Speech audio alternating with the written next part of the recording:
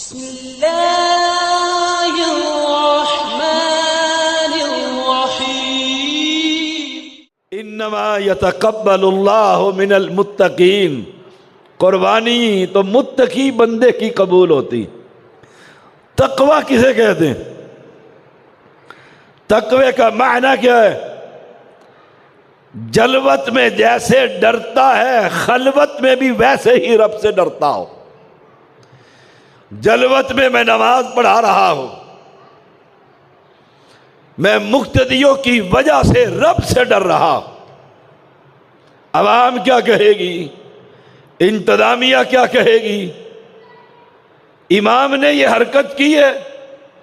جب میں نمازیوں کے ہوتے ہوئے، بازار میں عوام کے ہوتے ہوئے کوئی ایسی حرکت نہیں کرتا جو میرے منصب کے نامناسب ہے، جب میں تنہائی میں ہوں کوئی نہ دیکھ رہا ہو، تو میں اس وقت بھی کوئی گناہ کا موقع میسر آئے تو میں کہوں جیسے بازار میں رب دیکھ رہا ہے ایسے بند کمرے میں بھی رب دیکھ رہا۔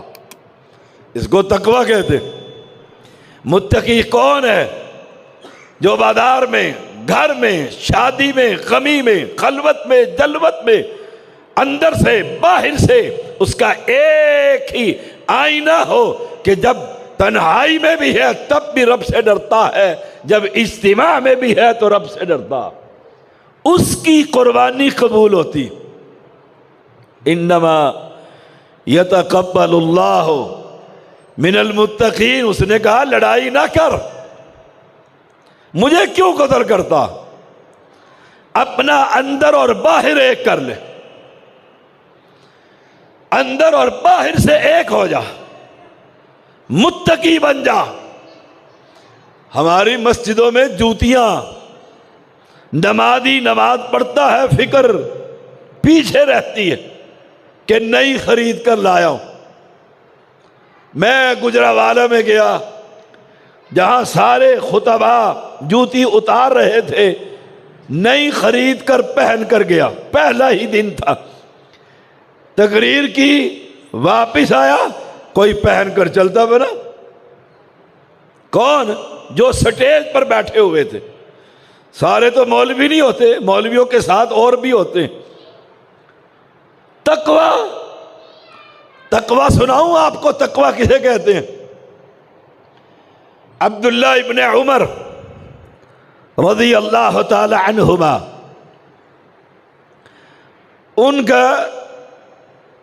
ان کی یہ سیرت، وہ بغیر مہمان کے کھانا نہیں کھاتے تھے،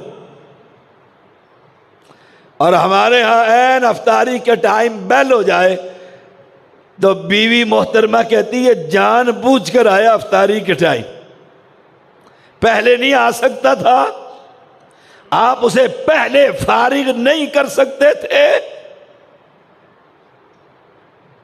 اور ابن عمر رضی اللہ تعالی عنہما بیمار ہو گئے۔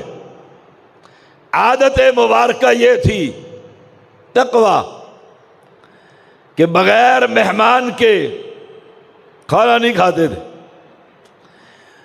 بیماری کی حالت میں کمزور ہوئے تو زوجہ محترمہ نے کچھ پیسے جمع کر کے انگور منگوائے طاقت کے لیے، آپ کے سامنے رکھے۔ ابھی آپ نے ہاتھ بڑھایا تو دروازے پر دستک ہوئی اور کہا رب کے نام پر کچھ دے دو، رب کے نام پر۔ آپ نے زوجہ کو کہا یہ اٹھاؤ، اس فقیر کو دے دو۔ بیوی کا دل کٹ گیا، غربت، مشکلات، بیماری، بڑی چاہت، اللہ اکبر، اٹھا کر دے دیے۔ اگلے دن پھر منگوائے اور دروازے پر خادم کو کھڑا کر دیا، غلام کو، کوئی دروازہ نہ کھٹکھٹائے، میرے آنکھوں کی، میرے سر کا تاج، یہ کچھ انگور کھا لے۔ آپ نے ہاتھ بڑھایا اور دروازے کی طرف دیکھا، کوئی مہمان نہیں آ رہا۔ نگاہ جو پڑی، غلام کھڑا کر رکھا ہے۔ بیوی کو بلایا اور کہا آپ چاہتی ہیں کہ میں انگور کھا لوں؟ اور ہمارے جیسا کوئی متقی ہوتا بیوی کو کیسے مخاطب کرتے ہیں؟ اس کے مرے ہوئے باپ باپ کو بھی زندہ کر دیتے ہیں، اس کی نسلوں تک گالیاں چل پڑتی ہیں۔ بلانے کا انداز، اور ہے کون؟ متقی۔ بات یہیں سے چل پڑی، اور کمال دیکھیے زبان۔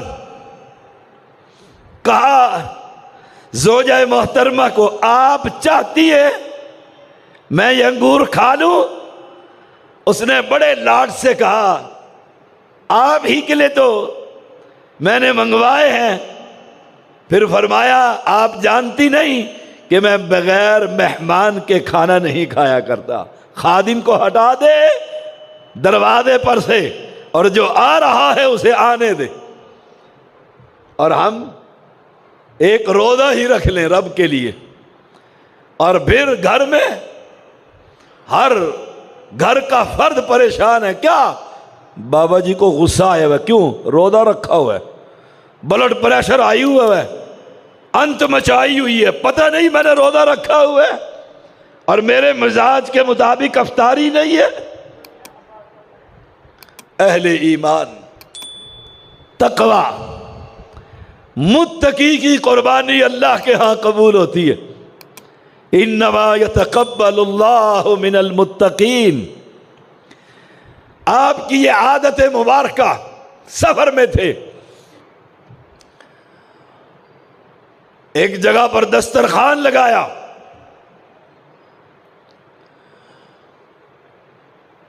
جنگل ہے، صحرا ہے،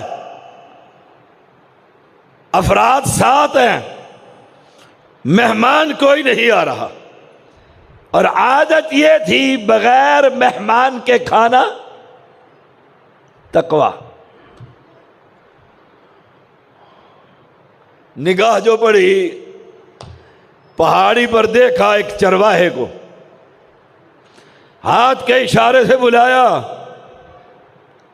ادھر آؤ، قریب آ گیا، بیٹھو ہمارے ساتھ کھانا کھاؤ۔ گرمی کا موسم، راوی کہتا ہے پہاڑ کی چوٹی، بکریوں کا چرواہا، آپ حیران رہ گئے۔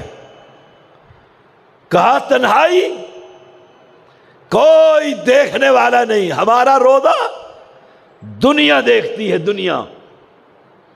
روزہ رکھ کر دکانوں پر چلے جاتے ہیں، اور دوست کہتا ہے چودھری صاحب چائے پی لو، واہ کہتے ہیں الحدیث آج پتہ نہیں جمعرات ہے، خود بھی روزہ نہیں رکھتا، میرا روزہ بھی خراب کرتا ہے۔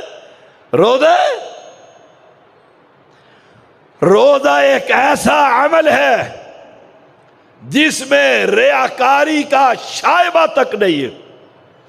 آپ نے روزہ رکھا ہوا ہے اور کسی کو نہ بتلائیں، دنیا کی کوئی طاقت نہیں جان سکتی کہ آپ روزے دار ہیں، اس لیے ریاکاری کا شائبہ تک نہیں ہے۔ اور ہم روزہ رکھ لیں، پھر مسجد میں فساد، نمازی سے لڑائی، بازار میں فساد، کسٹمر دکان پر آ گیا اس سے لڑائی، سارے سیل مین بھی ڈر رہے ہیں، باس نے روزہ رکھا ہوا ہے۔ لا الہ الا اللہ، لا الہ الا اللہ۔ کہا کھانا کھاؤ، وہ کہنے لگا چرواہا غلام، کہا میں نے روزہ رکھا ہوا ہے۔ آپ نے کہا گرمی، پہاڑ کی چوٹی، بکریوں کا چرواہا اور روزہ۔